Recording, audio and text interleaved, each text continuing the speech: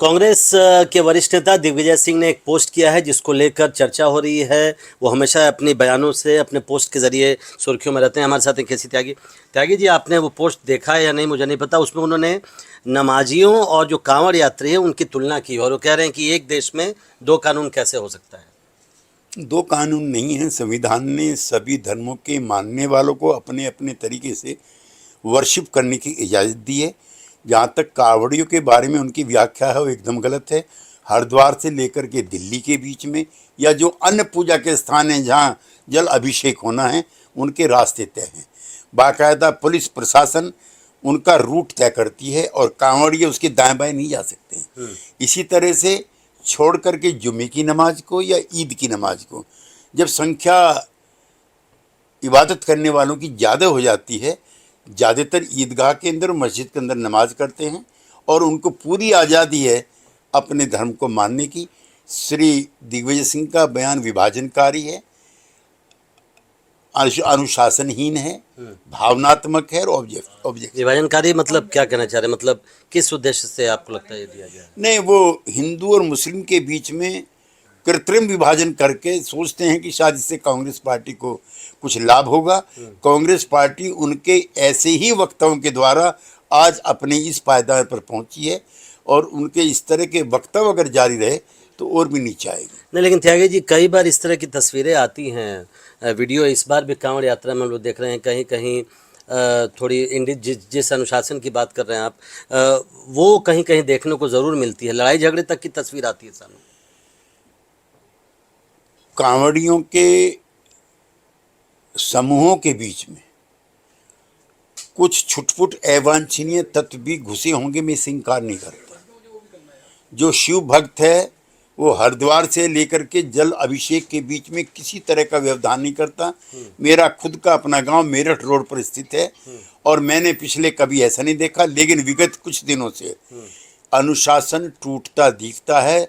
उसको ठीक करने का काम जिला प्रशासन का और पुलिस का। एक दूसरा सवाल भी है। चंद्रबाबू नायडू आंध्र प्रदेश के मुख्यमंत्री, उन्होंने कल भाषा विवाद पे कहा कि नरसिम्हा राव तो 17 भाषाएं जानते थे और आज हिंदी कोई अगर सीख रहा है तो उस पर सवाल उठाया जा रहा है।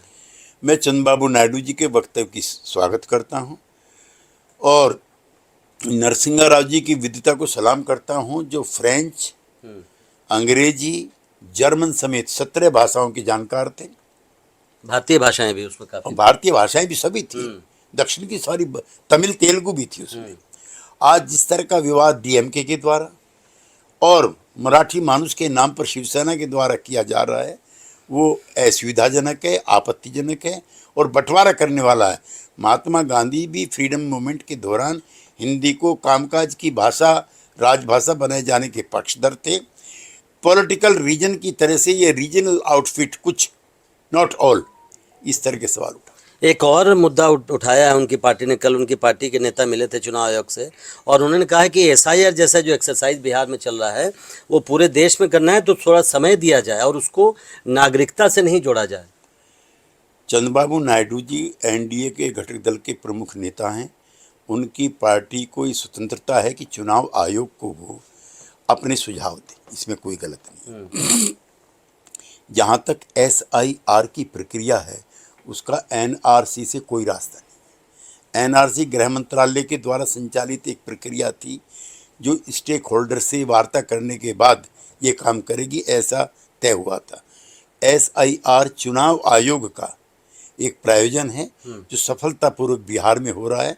जहाँ तक उनका 6 महीने का सुझाव है वो भी स्वागत योग्य है, लेकिन हमारे यहाँ बिहार में 90% मतदाता आज की तारीख में जिस समय हमारा आप वार्ता कर रहे हैं वो मतदाता सूची में आ चुके हैं।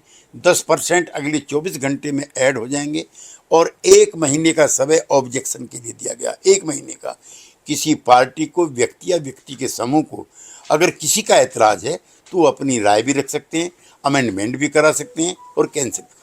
बहुत बहुत शुक्रिया। तो दिग्विजय सिंह का जो बयान है वो कई बार केसी त्यागी जी का कहना है कि विभाजनकारी प्रतीत होता है और अगर ऐसा ही चलता रहा, वो एक नसीहत भी दे रहे हैं कि अगर दिग्विजय सिंह का बयान ऐसे ही आता रहा तो कांग्रेस की हालत और भी ख़राब हो सकती है। नई दिल्ली से प्रशांत, एनडीटीवी इंडिया।